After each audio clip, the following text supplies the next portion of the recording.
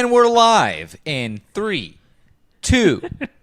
Yesterday was Sunday, and I was having a lovely little day. I had a list written out of things I wanted to do, and Maggie runs in and changes the entire course of our lives and our home because she found us a new couch. I did. So here's what happened. I was sitting at my desk having a nice podcast-filled afternoon. I was going to do some prep work for one of our upcoming episodes. Not this one.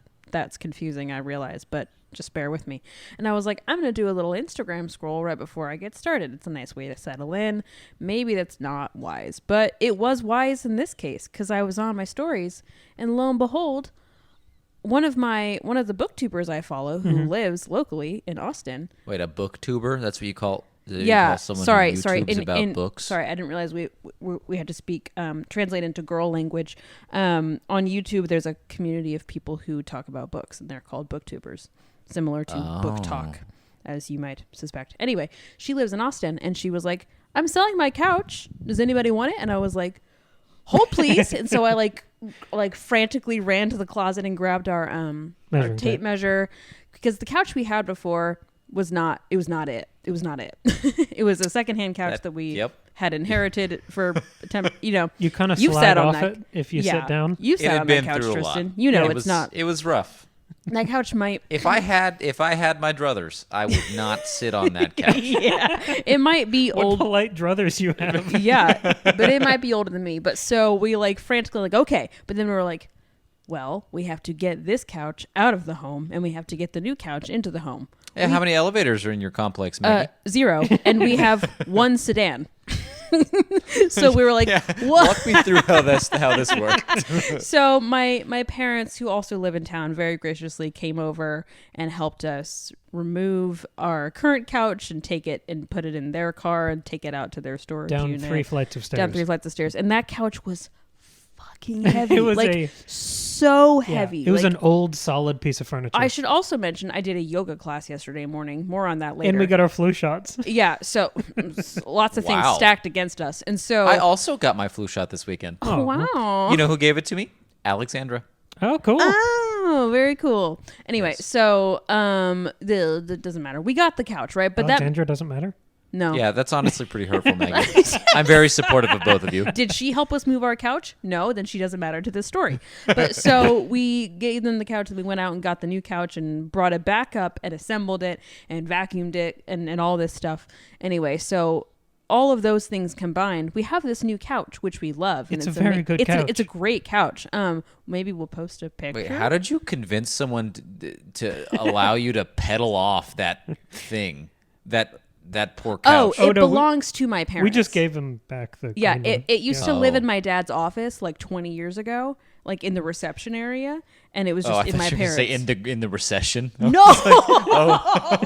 Well, no, but it was in the reception area of my dad's office, and it was just in my parents' storage unit. So we were like, you can have it back now.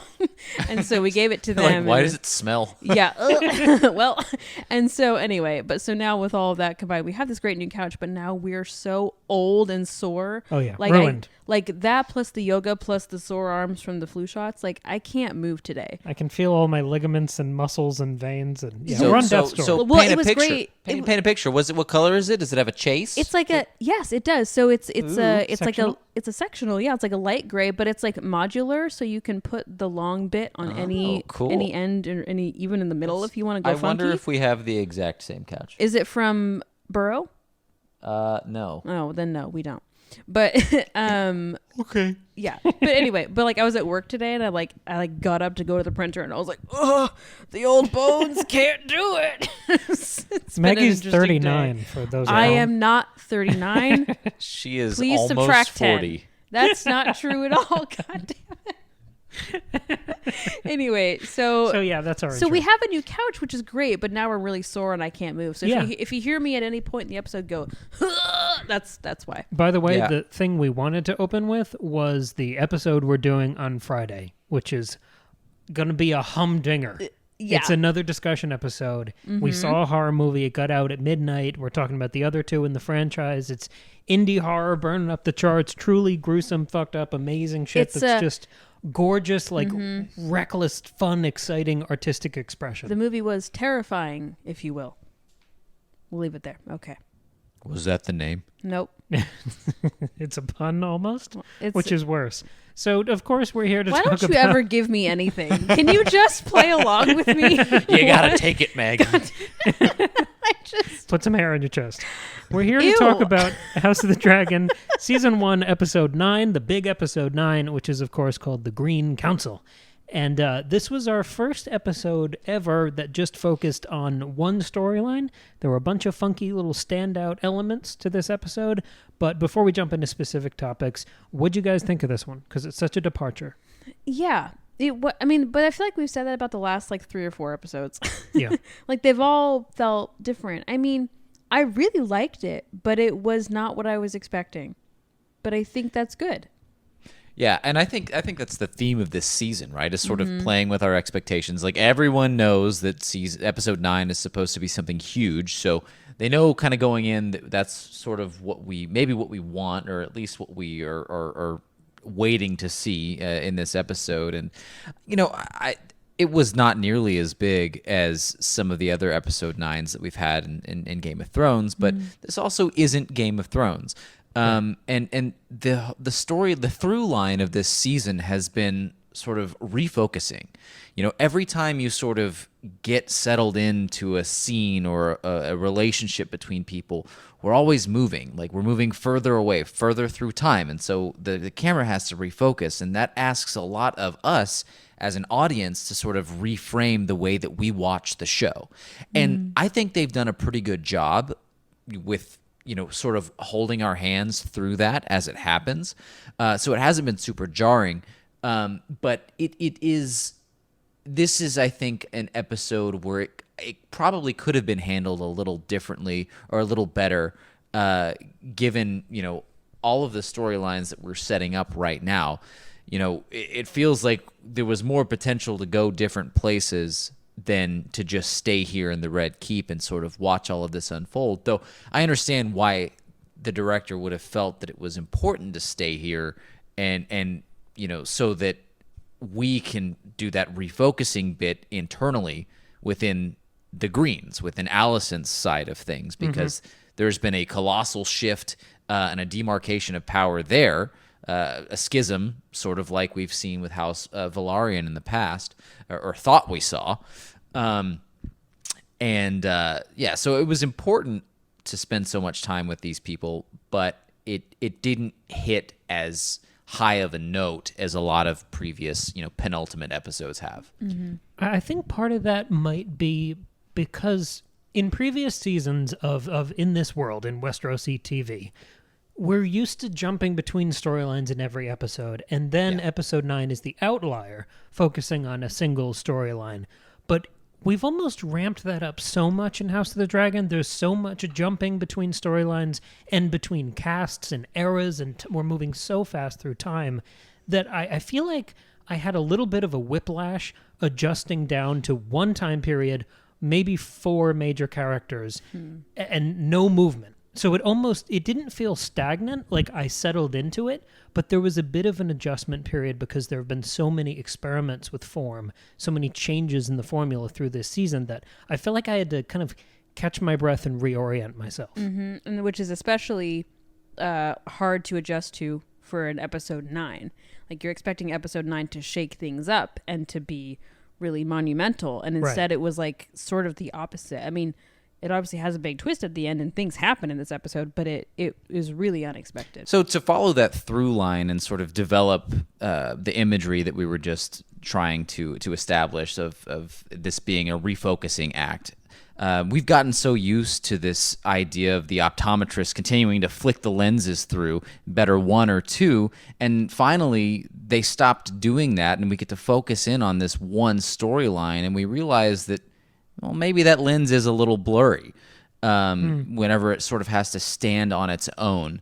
So, you can see a little bit of the weakness of the storytelling that we've talked about before. It really hasn't been done on this side of the the line with the Greens and Alicent and everything. We talked about how you can't really be Team Green up to this point because we haven't really gotten a lot of their motivations.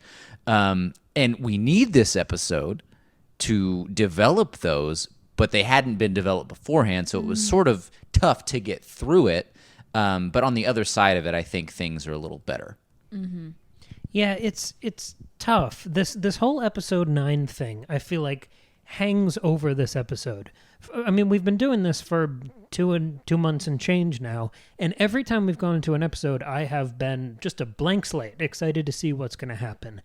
And nothing has hung over any of those episodes until this week, because there's such a weight of tradition and expectation that we've had for 8 seasons now that there's going to be a huge twist. And like, narratively or creatively, what happens when everyone expects a big twist? Do you have to go bigger? Do you have to go twistier? Do you undo it? Do you do 2 twists? Like, that sort of arms race ends up, I think, hurting your story. And this one pivoted away from those expectations because you're all set up for Rhaenys to torch all of Team Green, to kill half of our principal cast, and then she doesn't. And that like last minute rug pull is even more interesting because there were moments leading up to that felt like perfect homages to earlier episode 9s, specifically, and maybe most poignantly, season 1 of Game of Thrones. Because that shot of Rhaenys with the hood, hiding in the crowd, watching this bad thing happen up on the scaffold.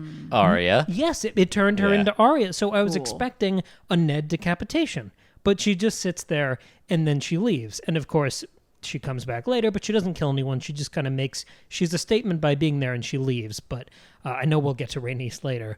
But because she doesn't torch all these people, the big episode 9 moment becomes the Hightower coup and Aegon's crowning. And of course, this is very politically consequential, but like you hinted at, Tristan, it's arguably less, it's more underwhelming compared to Ned being decapitated, the Battle of Blackwater, the Red Wedding, Watchers on the Wall, the Battle of the Bastards, or the turn at the end of The Bells. Actually, you know what? I want to go ahead and rescind everything that I just said, because you know what we got today? You know what we got with this episode? We got a payoff of the marbles. Finally, we got to see why those were important for the entire time. Perfect. The wait. It reminded me of the scene in what's the Quentin Tarantino movie? The most recent Hollywood? one. Once Upon a Time in Once Hollywood? Upon a Time in Hollywood. Right? It reminded me of the dog food scene because they spent so many shots establishing like the weight of those balls over the course of this season, and then whenever he slides that one across at the end of this one, you're like, wow, that's heavy. That's got some weight to that. That's the big And you can episode 9 twist. understand why it might just puncture someone's head. That's very funny.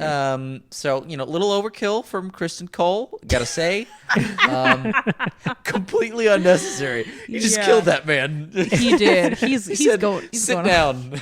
Yeah, he's losing it a little bit. I was proud when there was payoff for that moment. I was pretty Yeah, happy. I feel vindicated. So- best episode in the entire There we go. Game of Thrones universe. So yes, there is an argument there that it is the biggest thing to ever happen on television, but compared to those other episode 9s, it doesn't have that hallmark moment, because even before I listed them out like that, I think off the top of your head, you could have named most of those episodes and what happens in them.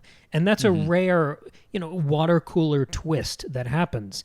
And the only 2 I left out of that list, I had to do some research on episodes because I've forgotten, what happened in the earlier seasons by now.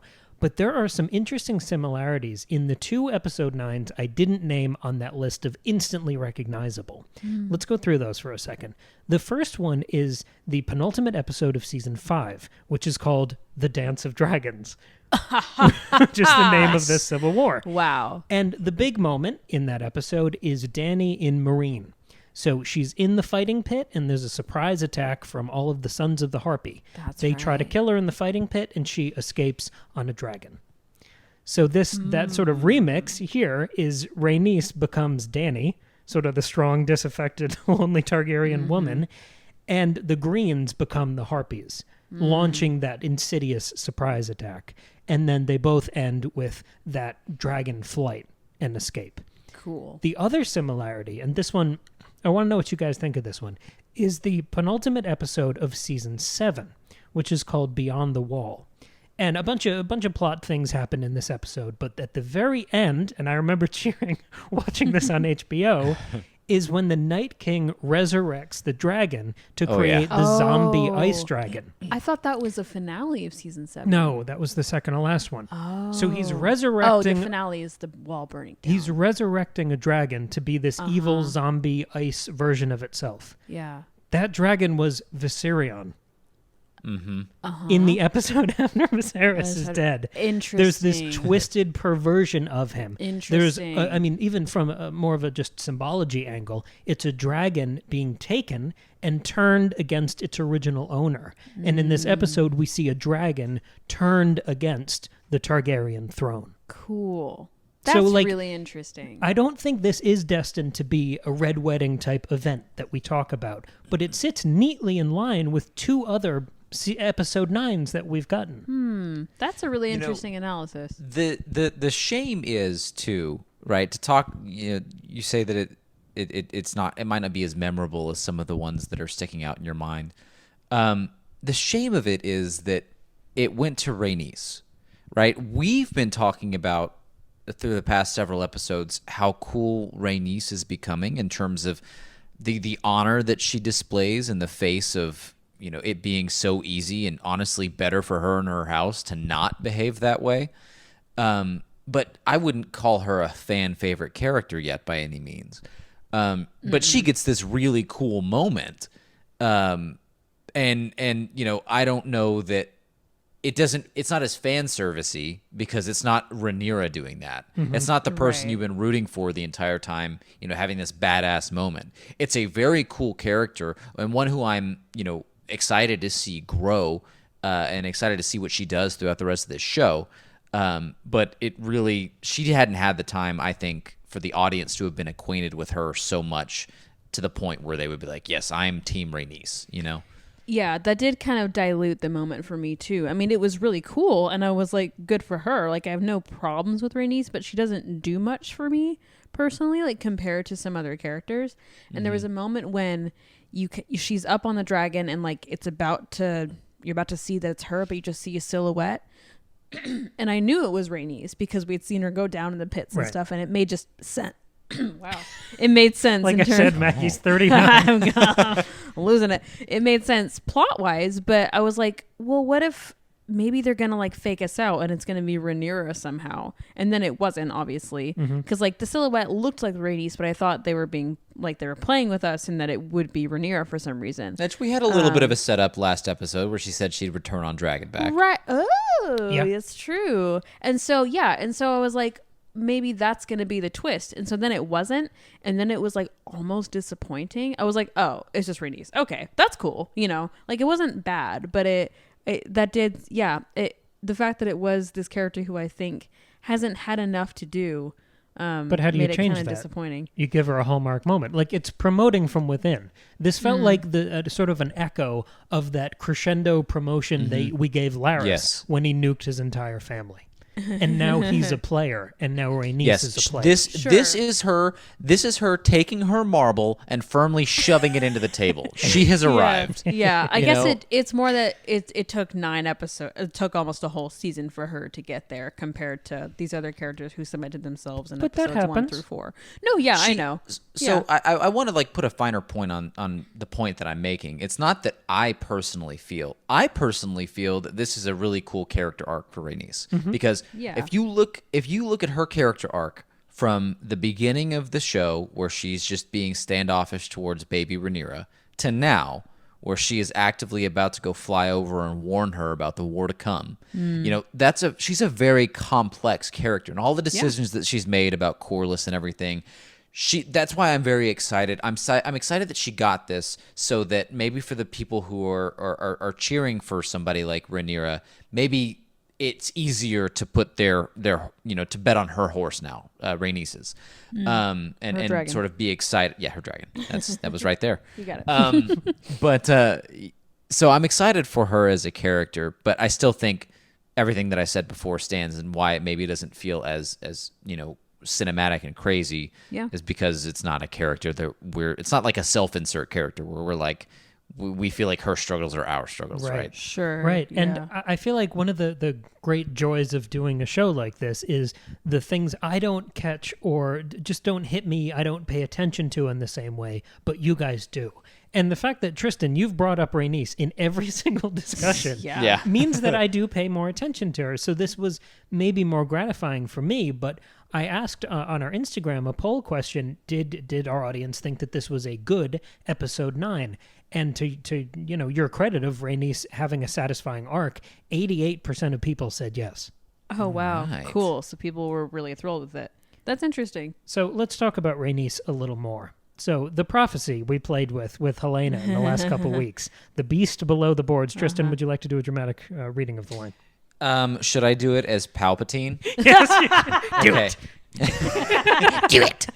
Beware the beast beneath the boards. So yeah, Unlimited. we did that. Perfect. We cut that segment from the last week's episode, put it on YouTube, and I called it the Dark Horse Targaryen, and it was our discussion about Rhaenys. And she flies back into the story to become our inciting incident as we head into this civil war. And I think the big question to start with, which is what I threw onto Instagram, was, should Rhaenys have roasted them all? And it was 80-20 yes. What do you guys think? It was 80-20 yes? Well, I think It was absolutely she couldn't do that. Are you kidding me? I think that's an impulsive answer, and like that would have been cool to see. But It's very funny. No, she could not have done that because, like, the consequences of that would have been disastrous. But like we get dozens of answers on these things now. It's very funny that it's 80-20. Everyone was like, yes, yes, yes. Do it. Exactly. No, it's like that was my impulse too, right? When you see the dragon, first of all, Meleys is now like top tier dragons because that was really cool looking. Whenever she was I think it's a girl, right? I don't literally. How do you know? I don't know a single He name checked. of any of these. That dragons. sounds like a girl name. It's like a dog show. You just have to kind of. No, I'm saying, I don't know a single dragon name except for Vhagar. Like I don't know any of these dragons' names. So okay. Sorry, anyway. I don't know when they gave you the cast of characters, but I didn't get that list.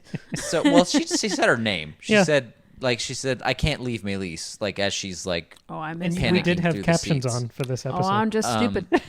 I was too relaxed on my new couch. Cam, do not make fun of the illiterate. So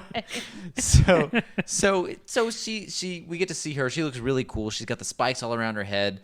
A little reminiscent, honestly, of the dragon in Shrek. But Wait, like, I thought that exact Yeah. same thing. Like Yeah, similar exactly. coloring, similar face shape. maybe the animators were like, they're never gonna believe this. But very cool. And when she's growling at everybody, you want her to just do it, right? You're just like, oh my god, is she gonna say it? Is she gonna say it? Because like the zoom in on her, they know what we're expecting, right? They're zooming in on Rhaenys' face. It looks like she's about to say something. Right. She couldn't do that, right? Because if she torches that entire pulpit of the royal line, right? Yeah. It's bad. like it's going to invite an even larger civil war that extends beyond just these families, Exactly. right? Then Rhaenyra is fighting the literal entire kingdom, Yeah, not good. Yeah, because I know you had more of a strong reaction to this on the Instagram, Tristan, that there was no option for her to torch these usurpers. Absolutely not. I feel like she would have loved to. She would have loved to do that in that yeah. moment, especially after being locked up. You could like see her she wanting was. to. You could see her thinking about it. She was like, I could do it. So are there any other explanations for why she spared them beyond just sort of political pragmatism? Maybe she's like, no, I'm better than these people. Like I'm not going to sink to that level. Yes, and that was my first impulse. Like, she's making a statement. Targaryen power is dragon power. It's not backroom dealing and all these coups. Yeah. So now she'll go, marshal the army, and take back the realm. And like you said, she's not a kinslayer. If she killed them right now, she'd be as bad as them, right? Yes. She would martyr them or risk martyring them. But, like, maybe the longer I thought about that, who's going to, like, charge the Red Keep to avenge the Hightower honor? Like, she would have wiped out the entire line. Well, it wouldn't just be about the high towers. Yeah. It would be about what was just declared as King Viserys' wishes. If she kills all of these people, it's not just Rhaenyra, right? Because there's going to be a vacuum, a power vacuum, and you're going to get every single family that's reputable, who's going to collapse and try to fill that void. It's going to be like Game of Thrones was. We're going to see everyone cloying for power, Sure, and asserting their dubious claim to the throne, whatever it is, right? Yeah, she probably figures that if Rhaenyra is going to get the throne, she needs to do it in the right way and not just by murdering everybody. But like, I had this thought a couple weeks ago. I don't think I even shared it on the podcast, but do you remember that speech that Dany gives later on in Game of Thrones of time being this wheel that turns and different families end up on top? wanna The break the Targaryens, wheel. the Starks, the I hated Lannisters. that Isn't line. the Wheel of Time another show? Oh. But like, now that we know a bit more about the history of Westeros, isn't it just a long line of Targaryens in power and then Robert and then everything falls to shit? Yes. So like, in living That tracks. memory, everyone is used to Targaryens being on the throne, and I was kind of surprised at how stupid they made the people of the Red Keep look in that audience. Today, you They're mean? really Last dumb. night? Yeah. Yeah. Like, do you think that was maybe more cynical than the other cynical parts of the show? Yeah, well, that scene was so interesting because, normally in a scene like that, in a show like this, you'd have this swelling music, like good or bad, right? But swelling in some way. Like, this is a big pivotal moment. Like, this person's being crowned. The history has changed forever. And it was just dead silent. And the crowd wasn't even reacting. Like, Oh yeah, it was definitely a Jeb moment. It was please clap. Exactly. It's every time I make a joke and y'all don't laugh. Like it was Maggie, him. are you Jeb? I have a thought like that probably once a day. Oh my God, are we Bush Jr. and Senior and you're Jeb? Oh God, which one of you is senior and which one of you is junior? That's what I want to know. That's tough. Yeah. I don't. There's I not a don't clear know. demarcation No. there, but No. Audience, who's That's the That's poll the for Substack Substack. poll. Great. who's HW and who's W? Well, But Maggie's what- Jeb with the exclamation Okay, point. what was I saying? Oh, so it's really silent in the crowd, right? Yeah. And like he's being crowned, and like the priest dude is like, all hail, like he's the king, and they're all just like no one does anything, and Right. it doesn't. No one makes a sound until like, I think Otto says like, King Aegon or whatever, right. and then like Aegon grabs his sword and like turns around and holds his sword up, and then they all start That was getting pretty into it, cool. and then the collective effervescence kicks in, and everybody's excited because they're at a big pep rally. But before then, like everyone's just like, huh. And So- like no one seems to get, even when Otto says the king is dead, no one seems to care that Right. much. And They're there's just like, a- oh, that's too bad. And there's a class warfare sort of apathy that they're playing to there. We've seen Yep. more of an upstairs downstairs sort of divide in this season. Mm-hmm. So do you think if Rhaenyra flew back in and said, "Oh, something bad happened last week, but I'm here now. Remember when they said I was the heir?" would those people who are being portrayed as stupid in the crowd care that much? that's The the people who are already- doing human cockfighting with children, are they going Well, to care who's in yeah. the throne? That's the thing. I don't think any of them care. Like the people who care are the nobles. It's Otto. who Just Otto. no, but it's No, like no, it's that room of people that Otto has, Yeah, and like, yeah. hey, are you guys gonna accept Aegon? I think it's a little more nuanced than that because we saw that illustrated in the play, like in episode 3 or 4. Oh, that's a Oh, good. that's point. When we right. went down to Flea Bottom or whatever it was called, and we watched them talk about how it doesn't make sense for a woman to take the throne. That's And true. Otto's been saying it the entire time, and half of it, partially we're like, you're an asshole, Otto. You just want it for yourself. Yeah. But what he's saying holds some truth is that the people are going to be less willing to accept a woman as queen, or a woman as the sovereign, right?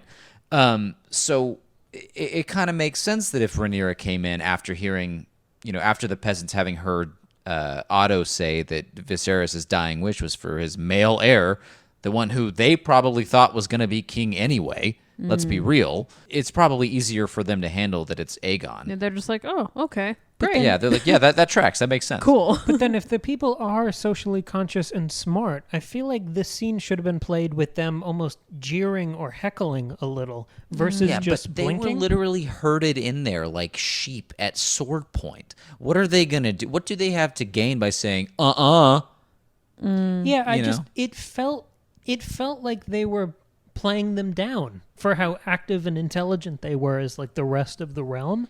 Yeah. I don't like. It felt like It was a little weird, especially when we had spent so much of the episode out in the city, like with Aemond and Yes. Criston, like wandering around trying to find Aegon and seeing all the nasty sides of it. or maybe seeing them just kind of smirking or rolling their eyes a little. Yeah, I think they just kind of. I don't think it's that they're trying to say that they're stupid. I think they're just trying to say like this doesn't affect them now. It seems Yeah, like- they're just there doing what they're supposed to do, right? They have been shoved in here. They have absolutely no say in the matter. So, like, why would they? Yeah, it's not a town We've already hall. seen how the Gold Cloaks, you know, when they were led by Daemon, throwback to episode 1, Oops. when he just went through randomly killing and or maiming people, Yeah. just because you know he had the itch.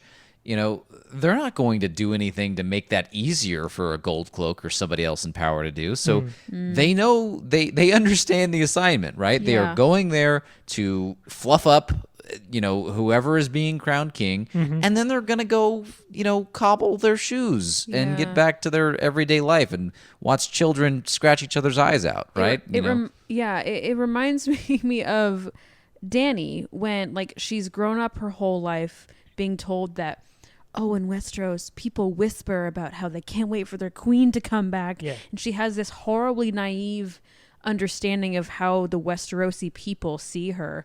And then she gets there and they're all like, who the fuck are you? Like, Right. Yeah. we're trying to not die in this war. Like, what are you doing here? And I think that's sort of what's happening. Like Rhaenys seeing that play, not Rhaenys, Rhaenyra seeing that play Right. in like episode 2 or 3 and like having this like, oh no, what if the people don't accept me? And like in a way, like, yeah, like that's true. Like those people were hesitant to accept this woman as this heir, but it's been 20 years now. People are used to the idea and they've moved on and don't care. Like they've got other Yeah. things going on in their I lives. think there's sort of a built-in difficulty in Game of Thrones, especially as we go into the later seasons. Our characters, even if they started from a place of nobility, look at some of the Stark kids. Arya becoming like this vagrant assassin. All of these people ending up in these different paths. Jon being in this like prison sort of military. There is more class exploration, and it might be just the built-in difficulty of all of our principal characters being the most privileged people in the world. Yeah. That it just felt like a strange, or maybe a different type of character work that they were doing with just the people of Westeros in this scene, Yeah. because we don't have any real direct connection to any of those people in the No, crowd. We don't you're have a right. Davos Seaworth who we can relate to, Yeah. who we see talk to both sides. Or even like a Roz or a Shay or anything Yeah. like that. Like we don't have any. You're right. We don't have those kinds of connections. and we're not going to get that. Like if no, the show's this going is a to history. right, and the way the roles are going to change is they're not going to be at a high council table anymore. They're going to be on a battlefield or in the little tent planning the battle. So I don't know if we're really going to get that exploration. These people don't know or care about what's going on, really. They watch little silly plays about what, you know, what it would mean for a woman to take the throne or who, you know, who ought to. But, you know, at the end of the day, they don't really care. Yeah. This is just like palace intrigue that doesn't affect anybody except for these strong houses. Especially And- because, sorry, go ahead. and that's honestly what the War of the Roses kind of was. I know that we're not there yet. That's sort of what Game of Thrones is about. But like the whole thing with that is that, you know, I did some research on this a few weeks ago. By and large, the War of the Roses really only affected the quote unquote royal houses or you know, those families with high station. The peasants weren't really impacted at all. They were just Right. like, oh, yeah, because like okay. yeah, because like right now at this point in Westerosi history, we're not in any sort of war yet, and so most people aren't really, they're not being affected by any of this. Versus like when you get deep into Game of Thrones, when the entire country's falling apart and winter is coming and like everybody's being affected. So there's a different kind of apathy there.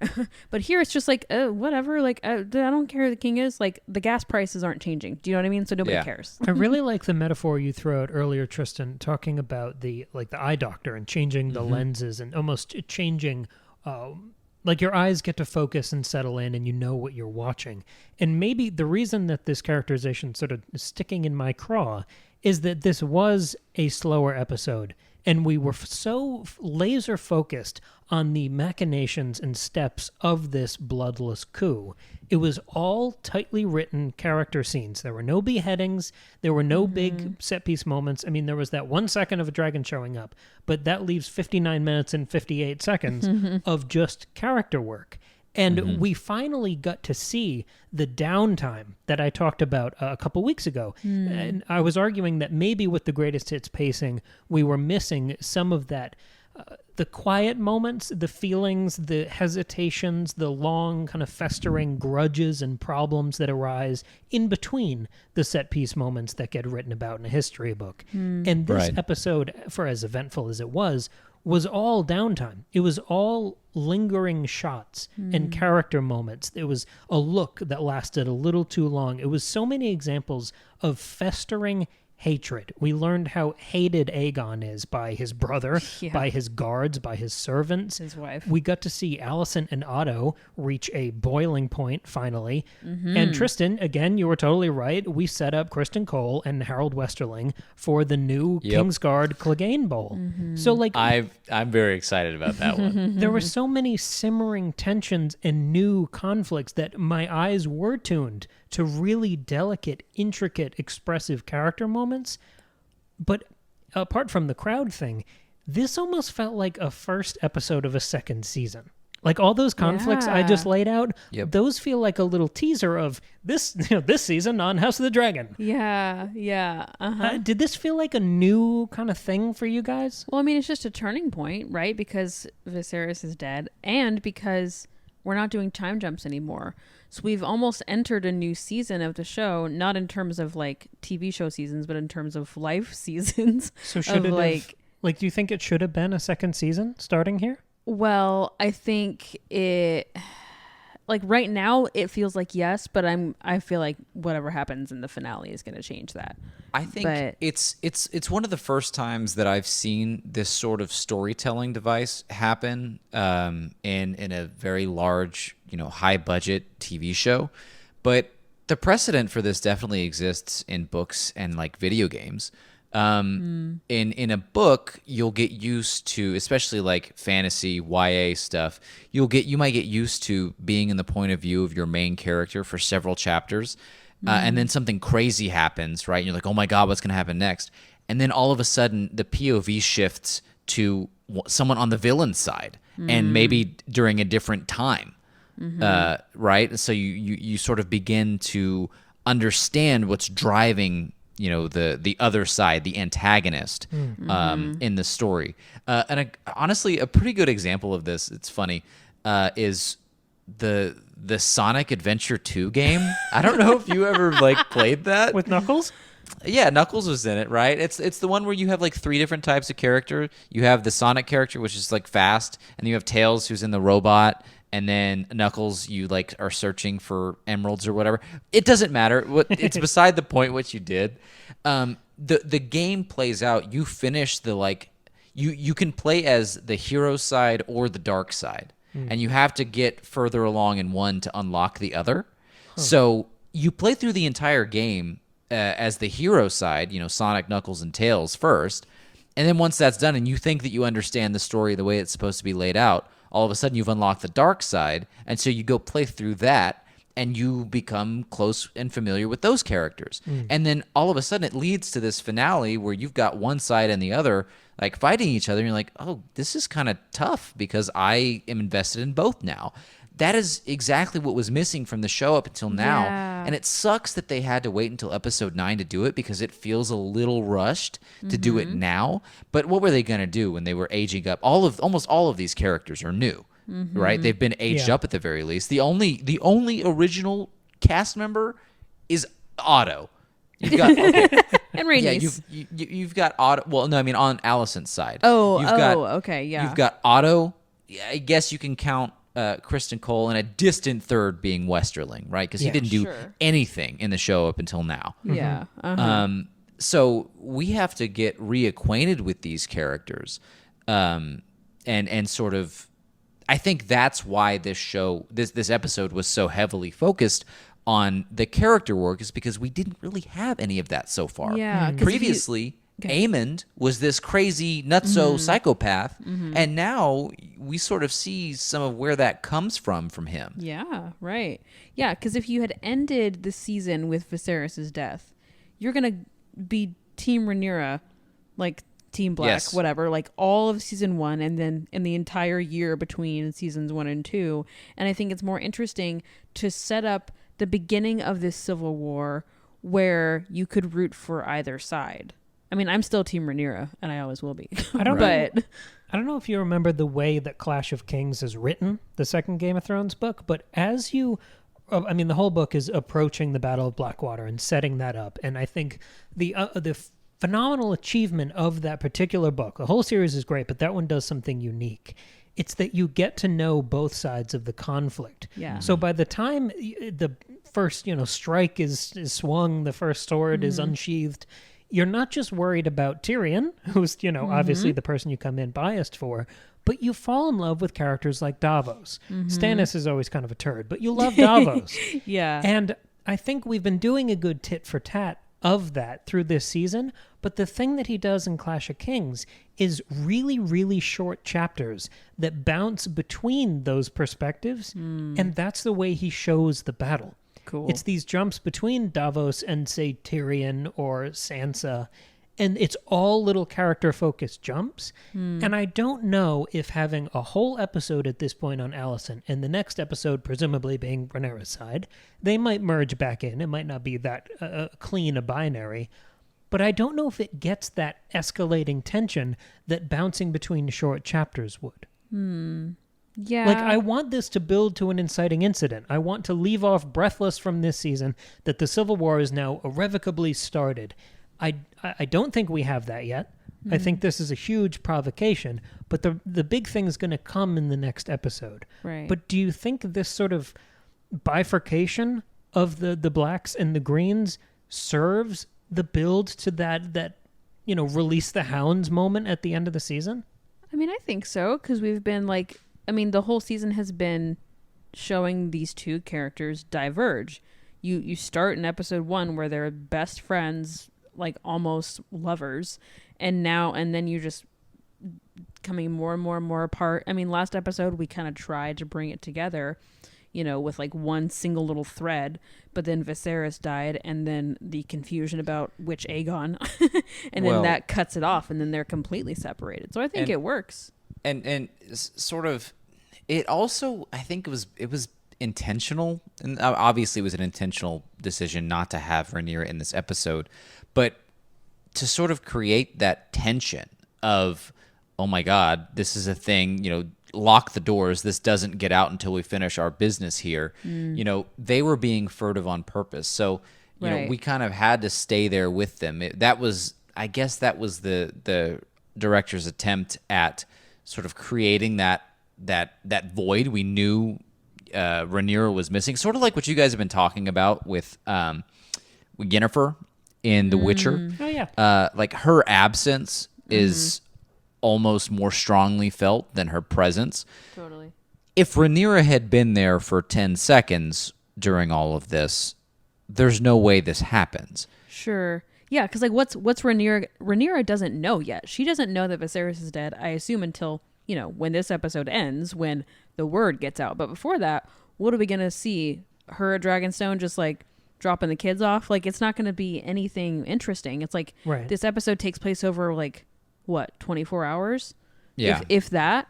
So there's nothing to show her anyway. And I think it's good to not have her at King's Landing during this 12-hour chunk, because they've got to scheme and figure out their plan before she gets back. I think this structural decision sort of undercuts a little achievement they had last week.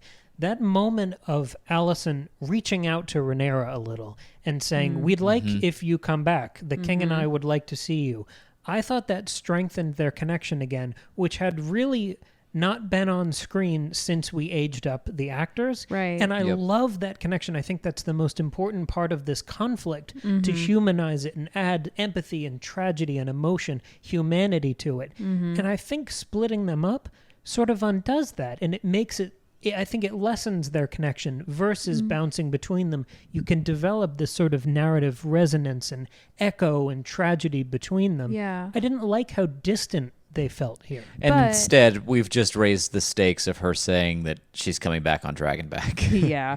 But, I mean, this whole episode, you get to see the complexity of Alicent being like, well, Viserys wants my son to be king, so I want to make damn sure he becomes king. But her also saying, oh, but we don't need to kill Rhaenyra and her family. Like, her, like, desperately trying to get all these people around her who are on her side to not kill Rhaenyra. And I think part of that is because she's not a terrible person. Part of that is because she knows Viserys loved Rhaenyra. I wouldn't want that.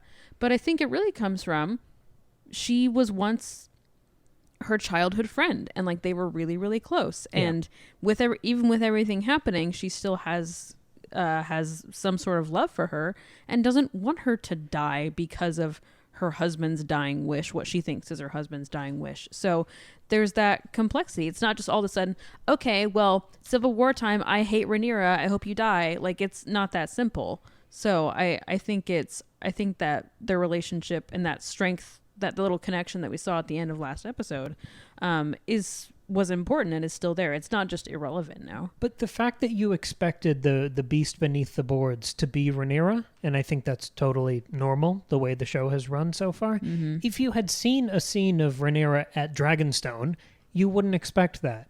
And maybe you'd be more tuned into this moment, and you'd see what's happening in each storyline. I mean, I didn't really expect Rhaenyra. I just had a moment. I was like, is that Rhaenyra? No. Yeah. You know?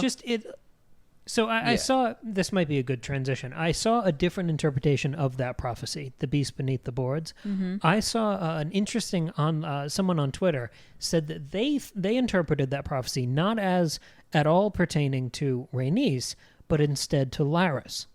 And that the beast being beneath the boards means him, like Varys and Littlefinger. Sneaking around. He's underground. always listening, and he's always kind of there and has this presence. Yeah. What did you think of Larys in this episode? I know you had thoughts, Maggie. Well, did I have thoughts or did I just have pure terror?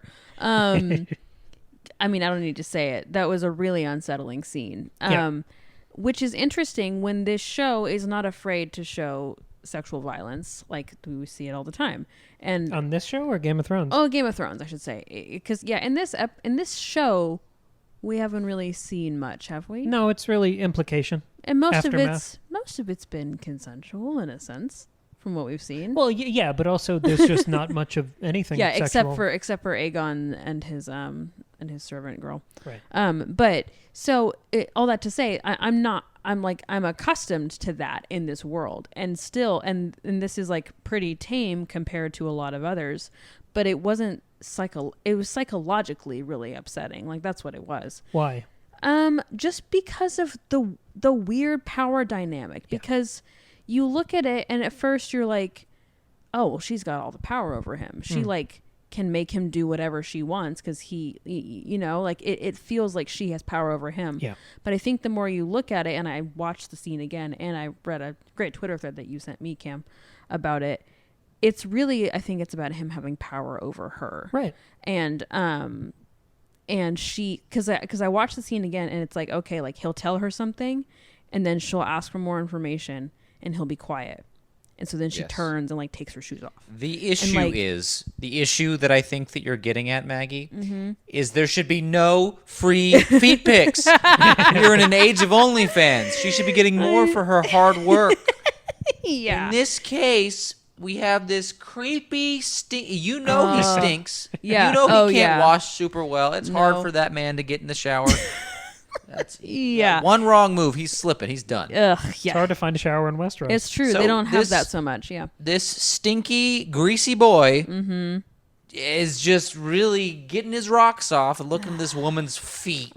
And you know, yeah, and like you know that this is not the first time No, this has happened. exactly. Like, this you is could their see- thing. Yeah. I know, And, because and she puts her feet up on there, and I was like, well, that's an interesting choice at first. I'm kind of I was like, is this huh, like is is this she like like how they connect? she's kicking Um, back, like, but she didn't look relaxed at all. She looked incredibly uncomfortable. I was like, what's going on? Like, she is scoffs and it's like, all right, well, there go the stockings. Well, like, I didn't know. I was like, is she like injured? Like her feet hurt? Like what's going on? Is she like pregnant somehow from like Criston? Like I don't know. And then I was like, it's just a circulation thing. well, I mean, your feet swell when you're pregnant. I don't know if it was something to do with that. But so 3,000 IQ. yeah. And then I realized what was happening. I was like, oh no. And it's just, I mean, their relationship has always been weird, and there's like this really creepy predatory sexual energy coming from Larys anyway. But like, you know, I mean, but the thing about Larys is, like you pointed out, Tristan,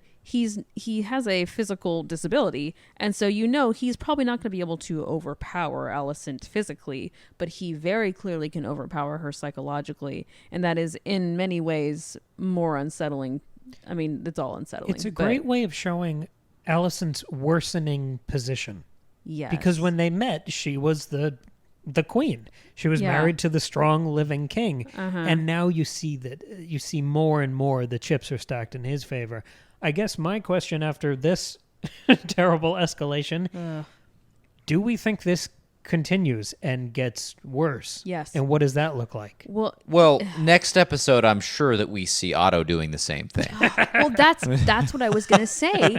Is that I'm ready to see those gams on him. Oh no! Those dead toes. How do we? How pale do we think Otto Hightower's thighs are? That man's got long toes. He's one of those guys that's got like his toes are longer than your fingers. He's got like an extra joint. Exactly, like 3 extra. No, but wait! I have something stupid. When I was in middle school, our mascot was the eagle, and the girl who was inside the eagle costume, she wasn't wearing the like fake eagle feet once, and I saw her toes. I am not kidding. Oh, no. There were they're the longest things I've ever seen. They looked like remote controls. Oh my God. They were horrifying. Ew, remote controls. Yeah, she had like talons. Oh God. Well, now we know why she got the role. Good for her. Okay, but anyway, to make it's very hard to because this is serious. But so. When you said that, Cam, I thought you meant like Otto being the like abuser here, because what was interesting about Alicent in this moment is you know that she's experienced abuse before. Like we've talked about this, how there's something going on with Otto. We don't really know what it is. We've never seen it explicitly, but he did call her comely. There is that. But the way that he was able to control Alicent into seducing Viserys and worming her way into that marriage, and even Alicent even brings it up in this episode to Otto. She's like, "You made me do whatever." Like I thought you wanted me to want to do. Like she says it much more eloquently than that. But you know that she's been, her father has abused her in some way. And so she's experienced that before. So like the way that Alicent's face is reacting to this situation in this episode with Larys, I was like, I know that I can tell this has happened between them before. And I can tell that Alicent has experienced abuse before and like has... I can just see that like weariness on her and like well, I know how this goes, and like it feels like it's certainly not a choice for her to just go with it, but you can tell that she's thinking about like, okay, I can try to use this to my advantage and do something with it. And it was just upsetting to watch. Tristan, you talked about the difficulty of being Team Green at this point. Did this episode change the sympathy that you have for Alicent? Yes, but that is hedged, right? Because one of the big issues that I have with last week and this week and pretty much the show's overall arc now is that we absolutely know that Alicent's position is mistaken. I know, that's the problem. It's like that is the big thing that I think undercuts her validity as a character and makes it harder to sympathize with her as far as what she wants to happen with the succession, because we know she's wrong. What's making that easier is that it's becoming more tragic in the fact that she wanted this because she thinks she's doing the right thing, and now she has to deal with all of these consequences for something that she didn't intend to be wrong. But it's just sort of like, it's one of those storylines like in an episode of a TV show where you're just like, oh god damn it, I already know that this is all just like a dramatic irony thing. We all know what should be happening, but here's what is happening. I just want this to be done so we can go to the next season. Yeah. Well, that's what's so frustrating is that you sympathize with Alicent because she doesn't know that she's wrong. She has no way of knowing that. And so she is just trying to do what she thinks is right, even though you can tell she doesn't think Aegon would be a good king because she's terrified of her son and knows he doesn't want it. But she thinks, well, this is what my husband, the king, said, so I'm going to honor that because what else do I have except my family? And so she just tries to, like, it's her fight and her desires are totally understandable. But it's not like she like just hates Rhaenyra and is like, I want my family to be on the throne. I mean, she kind of does, but this is also what she secretly wanted for 20 years. But now you're right. But now she's faced with that. She sees all these people around her at the Green Council being like, oh yeah, we've been planning for this and we're going to kill Rhaenyra. Does and she was literally like, what? everyone do? What does literally everyone goes, no way. Even Otto was like, you're joking, right? Even Aegon was like, there's no way that father like changed his mind. He didn't even know me. Yeah. Everybody who had any sort of wherewithal in the situation, and we saw it voiced like 4 or 5 times throughout the episode, even on people to whom it benefited for him to have said that. Yeah. They were all like, are you sure? Yeah, but and like she thinks doubled she's sure. down on it. But like, because that's what she heard. Yes, that's what she's heard. But like, everybody who knows him knows that that's out of character for him to have said. They all know that it's wild that he would ever have said that. She did very easily accept She that. doesn't question it, right? Yeah. She knows that he's on milk of the poppy. She knows he's like ailing. She knows he had a crazy night. Yeah, exactly. So like, she's also complicit in allowing that to happen. She could have just sat on that and been done with it. It looked like she was a little freed by the end of that dinner because she was like, Rhaenyra, I think you'll make a great queen. She didn't have to worry about it anymore. Yeah. But now she's like, wait a minute, I have to think about this again. Yeah, she was because she had the opportunity. So I don't know. It's tough. I have more sympathy for her than I did in the previous episode. Mm-hmm. Yeah, I mean this is why I like Alicent. It's because she's really complicated and she's really hard to parse out. I mean, I still like Rhaenyra more. Yeah, and I sympathize with her more. But Alicent is a really interesting. She's not even a villain or a foe or she's just another character, and I find her really, really interesting. Our audience is a little less divided on Alicent. I asked, do you have sympathy for the Greens, and how was that sympathy affected by this episode? 76% have less sympathy for her after this episode. Well, did you say Alicent or the Greens? The Greens, but she's the Green. But then there's also Otto and I Criston had a tough time answering that question. I had a very, very tough time answering that question because for Alicent, it is increased. For Aemond, it is increased. For Aegon, honestly, a little bit of an increase in sympathy that I feel for him, despite the child cockfighting. Yeah. But then you've got Otto and then the other council members, Criston, and Criston, killing people, just cause on a whim. Because he had an outburst. Yeah, he was a little upset. Yeah. He was like, "Sit down, old man." I'll dive into it. But so generally, it's tough because there is a significant number of them that I absolutely hate. Otto can go burn in hell. Yeah. Larys can burn in hell. Yeah. But it's complicated. It's more complicated than saying the Greens are better or worse. But versus Daemon and Rhaenyra, who are perfect angels and can do no wrong. I'm just saying. But I think we are glossing over the fact that Daemon is a little unhinged. Nah. It makes him better. I agree. I agree. He's much more heroic now, but he still does crazy shit. But I love it. I want to talk about Aemond. Sure. This was a good episode for him. This helped to humanize him because I was really worried that after last episode they were just going to use him as this like boogeyman character. Yeah. Ooh, he's Joffrey, but bigger.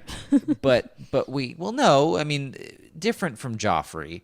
Just as in like unhinged psycho. More British. young blonde kid. Yeah. But motivated. Yeah. But motivated, right? Like he was going to be. I was worried that he was just going to be determined and be this like force of nature and a plot device, sort of like Daemon has been used on Rhaenyra's side.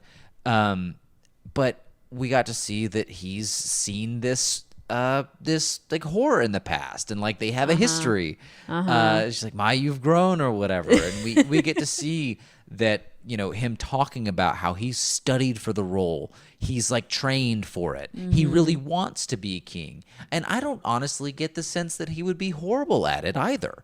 You know, his emotion. No.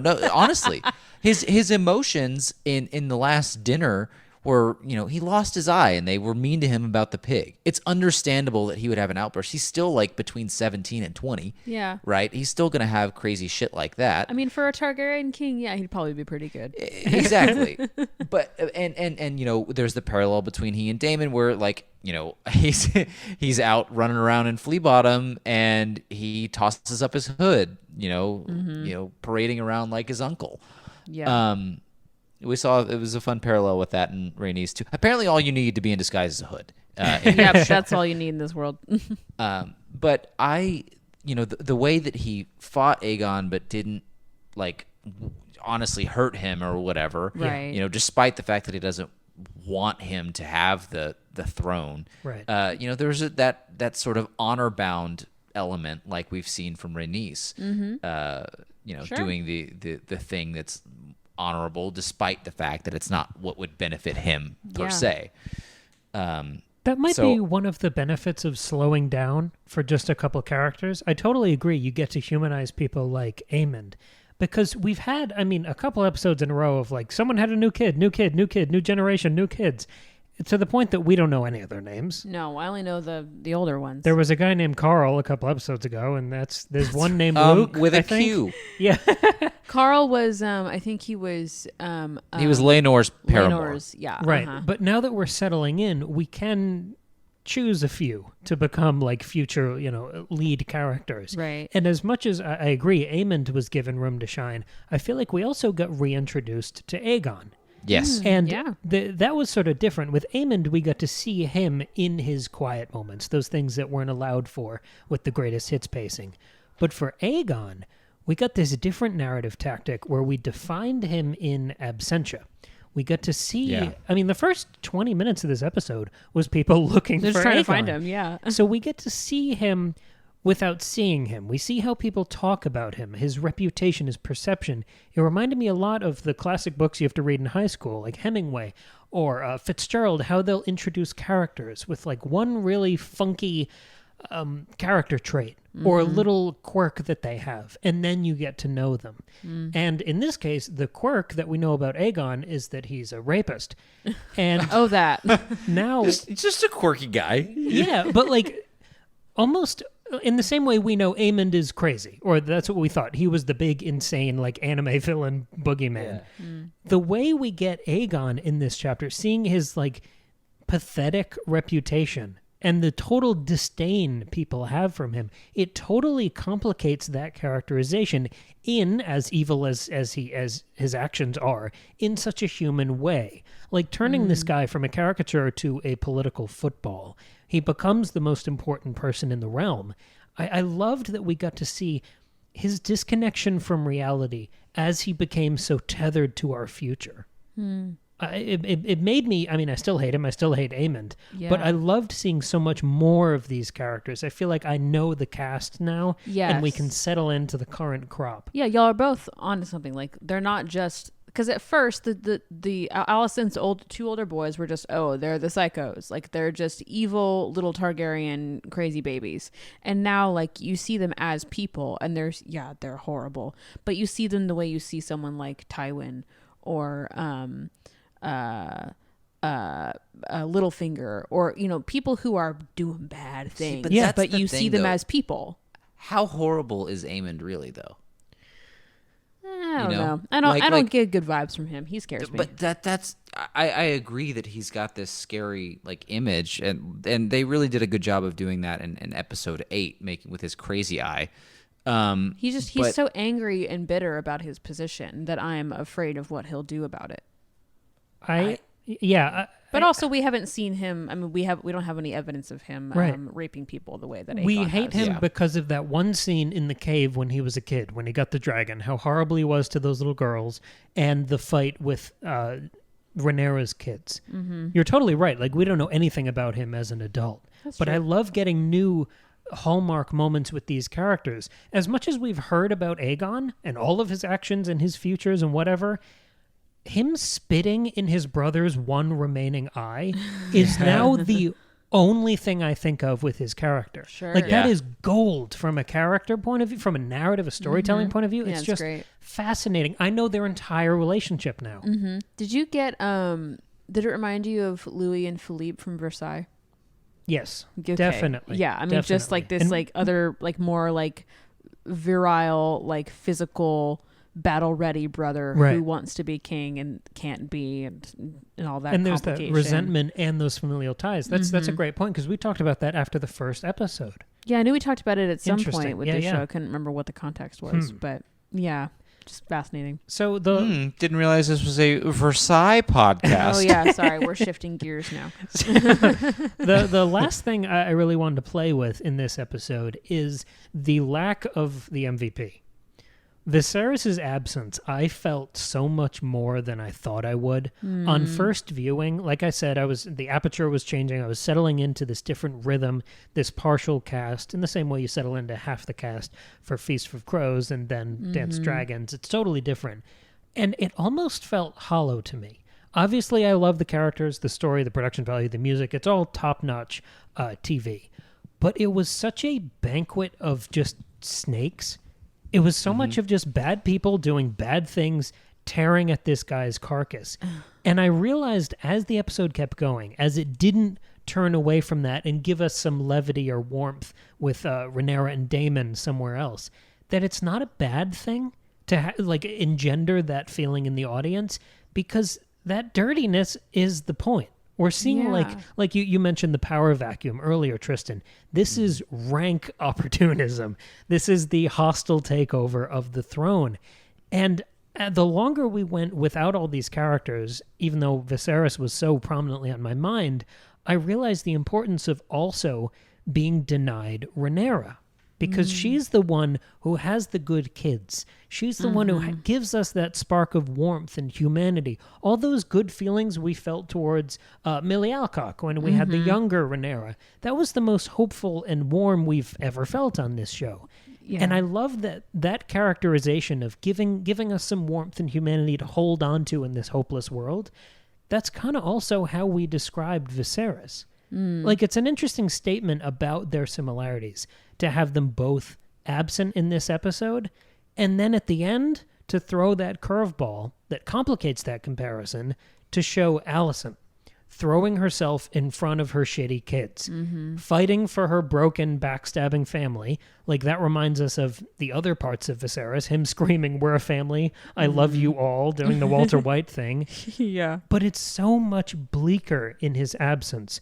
Rhaenyra's claim is darker. She's more isolated than Viserys was.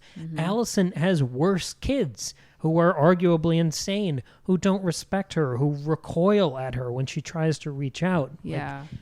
We are getting into a grimmer, darker place in this show. Sure. Did that hit either of you? Oh, Yes. yeah. Yeah, this is a big turning point. I mean, not that things were happy and sparkly and pure before, but yeah, we're in a different moment now, and I think the next episode will really reflect that with how Rhaenyra reacts to everything. But will that be euphoric if you get some sort of payoff of dragons in the air and people fighting and people being executed and battles and victories and losses? Yeah. I feel like that's more cathartic and light, even in its darkest moments, than this is. Yeah, right. It's hard to see where it can go and what like what we're going to be able to be grounded in, and not just be like, oh, now everybody kills each other. Like, where's the emotional rock going to be? It did set up to have like a bunch of new players on our side, our being Rhaenyra and the Blacks. Yeah.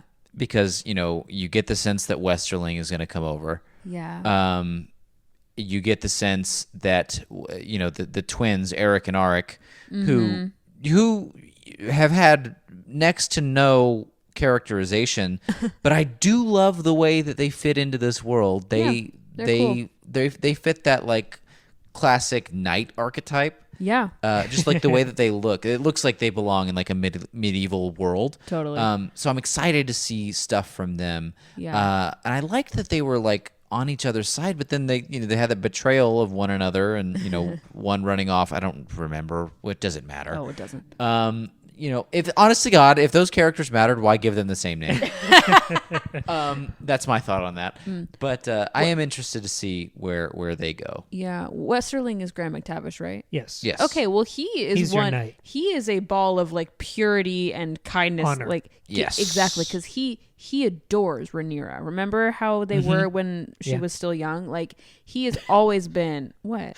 Just felt like a value judgment. What do you mean? Value judgment on When what? she was still young. No, sorry, that's not what I mean at all. Emma Darcy's doing fantastic. That's not what I mean at all. But When no. she was still Millie. I just mean when she was like still living there, like before she like went off to Dragonstone. Sure. That's all I mean. So he's fiercely on her side, and so he's going to be this force of honor and good versus someone like Criston Cole, who used to be all about honor and now is just killing old guys when he gets mad. Like he has just gone off the deep end.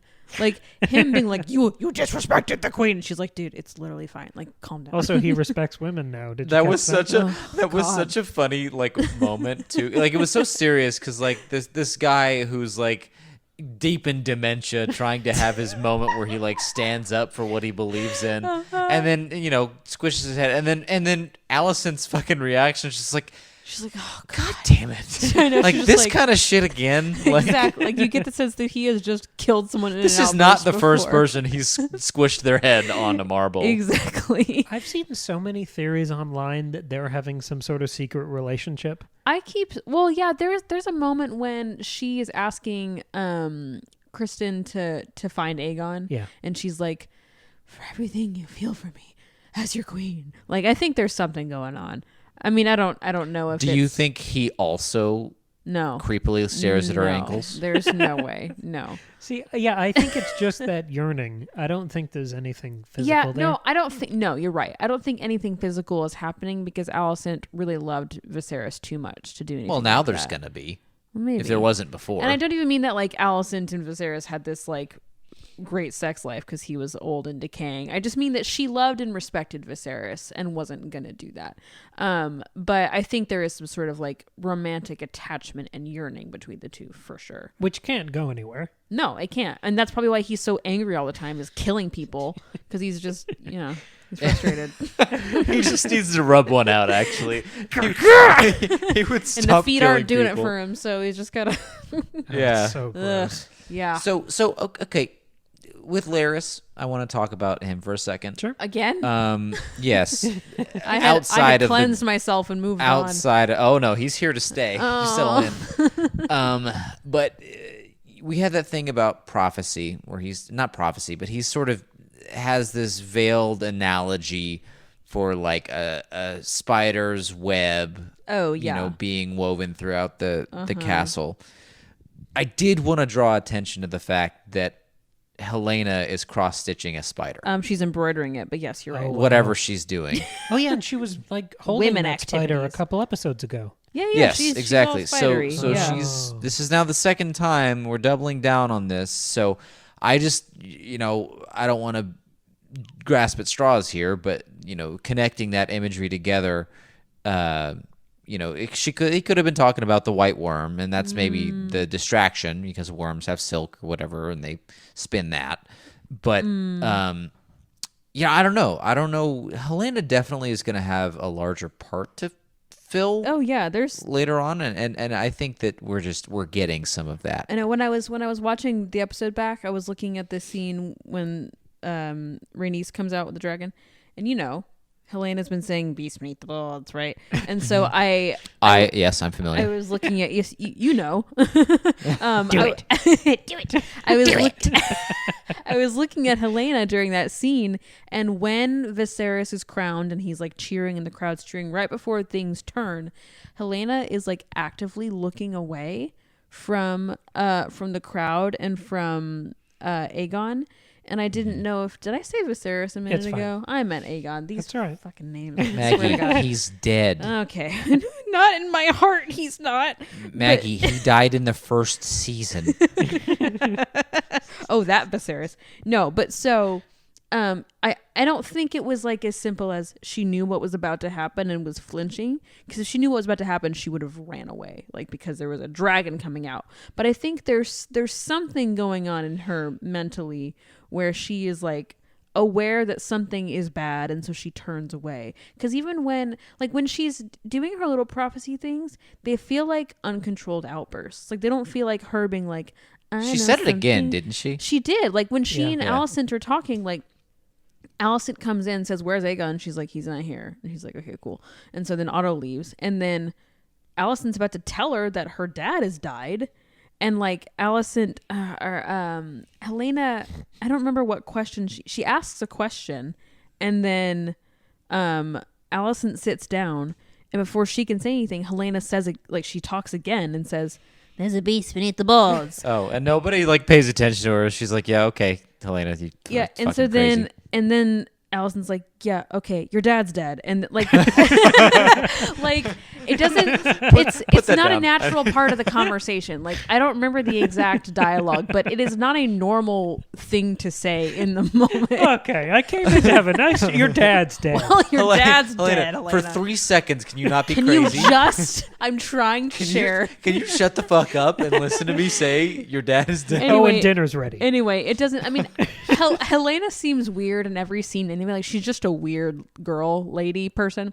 But I can't tell how old she is. Is she 16 or like 35? She's definitely a girl lady person. Yeah. Okay. But so, like, my point is, it doesn't feel like an active, conscious thing that she does. I think it's just sort of vaguely there. And when she turns away during the coronation, I think that's part of it. She's getting the tingles. I feel like Yeah. she's becoming the new Bran. Yeah, She's just doing some weird like Ah. three-eyed raven. She's just phasing like in and out of. disassociating. Yeah. Yeah. That's kind of what it feels like. So I wonder what else is going to happen there, and how Larys might latch onto her as a resource. And I'm gonna use her. say that I hope that doesn't happen, because Well. Bran is absolutely the worst part of the books and the show No, it sucks and because the finale. because Bran, the first chapter of Game of Thrones is And- Bran, and it's Yeah. so good. Yeah. And like Bran Leave in Winterfell, really interesting. Love all the dreams Bran and the stuff. Broken. I love all of the foreshadowing about the three-eyed raven stuff. It's all really cool. And then we actually get there and you're like, oh, like, I don't care about Bran. Yeah. And that's why the finale sucked, but whatever. Yeah, Helena's weird. That's my So- whole theory at the end. Here's maybe a good way to zoom out and close out the episode. George R. R. Martin's blog, I check almost every day. I've been following it for years. It's Is fun. not a blog. Yes, exactly. And he hasn't posted much since the season started, and now he's posted a couple times. And the most interesting thing from the last one is he's finally opening up about the structure and the flow of the show. And we've discussed before a couple times that he has more of a say now at HBO. And with Compared all to of Game of these, Thrones. yes, with all of these related projects, he's more in control. We see the created by that he's on the letterhead at the beginning of this. He's man. the big man in charge now. And on his blog, he said to tell this story properly, this Civil War, this Dance of Dragons, it will be 4 10-episode seasons. Nice. Good. So with that context, and knowing that we're pretty much done with time jumps, how do we, apart from all the big stuff that I'm sure will happen next week with the finale, how do we feel about that shape of 40 episodes, of 4 seasons? That feels like a lot. I mean, well, because the time jumps, like these first 9 episodes have covered so much, and it hasn't been that like slow moving ensemble cast pace of Game of Thrones. And so, you can easily imagine 40 episodes of Game of Thrones means that seasons 1 through 4, where not a lot of time passes and lots happens, right? So I'm trying to figure out, how can this one war that's just with these like 2 sides, and we're not messing with the Lannisters and the Starks and the kinda Tullys are. and the... What do you mean? That Lannister guy. Yeah, but he's just a side character. The way that, like... No, For he's now. not. He's now a dominant voice on Alicent's small council. Yeah. And we know in like 170 years, the Lannisters have to be the richest family in the realm. Yeah. That Yep. could start by the end of this Yeah. war. I think in order to really, for these 40, I mean, I guess 30 or 31 more episodes to work. Sorry, that I was love watching you do math. Ooh, that was a lot. I'm good at Maggie, math, but not when you ask me to do it in front of as you. an octogenarian hostess, it's okay if you can't handle the simple arithmetic. We got it. Anyway, I was like 39, 20. How old am I? No, but I think Maggie hostess- made her Lord Beesbury stance just then. Hostess is more disrespectful than octogenarian. it is. Yeah, thank you for the double whammy. But to fill 31 more episodes and for them not to just all be battle scenes, I think we're going to have to bring in a lot more like players and families. Maybe a and Stark. houses. Maybe Yeah. another Lannister. Yeah. Maybe a Baratheon. Well, we Yeah. did see one Stark, didn't we? Yeah, I think we yes, did who like swore early fealty on. to Rhaenyra. Yeah, so interesting. Yes. Yeah, good. Yeah, because his name was like Rickon or Dickon or something Yeah, stupid. one of those. Yeah. Hard on. Yeah. Yeah, I'm excited for this to hit a more standard rhythm. As much as I've adored this season, Yeah. I think it'll be fun to follow that minutia and see those echoes across storylines. I think Yeah. we're really going to hit a stride now. Yeah, I Yeah. agree. This was the 14th pilot that we've had in 9 episodes so I'm far. feeling so. settled in now. Also, look what they're doing. If this is the first real instance of them settling in and slowing down, look how much characterization we got for people like Aegon and Aemond. If we have 31 more hours at this pace with them, they're going to be real, fleshed out human characters by the Sure. time they get mercilessly beheaded during some big thing. Yeah, I right. am excited for Aemond. Yeah. Yeah. So you were talking about Eric and Eric being stupid names. Mm-hmm. Aemond and Damon, just moving the D to the back or the front. Wow. And again, this whole freaking civil war starts because there are too many Aegons in this goddamn family. Right. I'm just saying. That's It's true. They stupid. could be a little more creative with Could the they names. just pick a new like they have 5 male names to choose from and they've used them all 14 times. Yes, they have. It's a little annoying. But oh well. Well, next week will be the big finale. Tristan, did you have something? I heard a lip smack.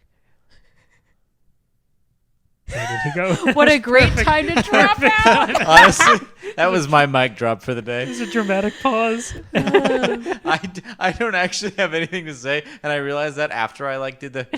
Oh, well. Okay. But yeah. So All that's, I think we hit the nail on the head. I'm proud of us. Awesome. All right, Hooray. then we will be back on Friday for that discussion episode Mm-hmm. about a bunch of horror movies tied together in one franchise, which is going to be a humdinger. We've got a lot of I'm notes. There's really a lot of excited for that funky, one. Mm-hmm. screwed up stuff to talk about. We're going to talk about some moral panics around works of art in the last couple decades. Don't give it That'll away. be a really fun chat. Yeah. And then, of course, on Tuesday, we'll be back with the season finale for House of the Dragon, episode 10. Yeah. And then that next Friday, we will do chapter 2 Yes. of the Witcher Baptism of Fire Yes. book. And the Cool. Tuesday after that is the day after Halloween. So we'll be doing our Halloween special. Yeah. And I second do annual want to Halloween point special. out, though, despite the fact that Maggie is rapidly aging, Okay. Cam is the one who twice this episode, to bookend it, said humdinger.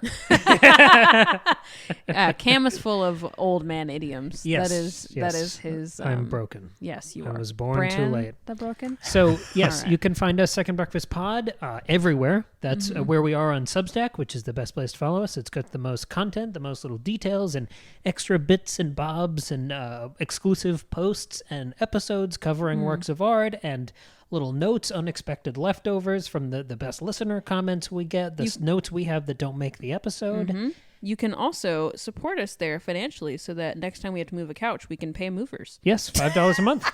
And we make it worth your while. We're also, you can just email us, secondbreakfastpod at Gmail. You can find us on Instagram, secondbreakfastpod. And particularly, I want to shout out TikTok and YouTube. We've been pushing real hard into those the past couple weeks. Every single day on the YouTube channel, we have a new video. It's a clip from one of these episodes, so you can share it with a friend. Share one of our dopey-ass little theories with a friend, and they'll look at you funny. I'm also joking about the movers. We put that into the podcast. Sure. Like equipment and shit. Yeah, Like, and we have... I just want to say that.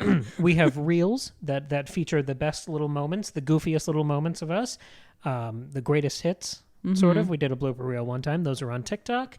And that's it for plugs. I have a slight aneurysm doing those each time we record. I can just do them. No, I I love should it. just write You it out just one you get time. so excited to do it. I'm like, I can literally do it. It's Yeah. fine.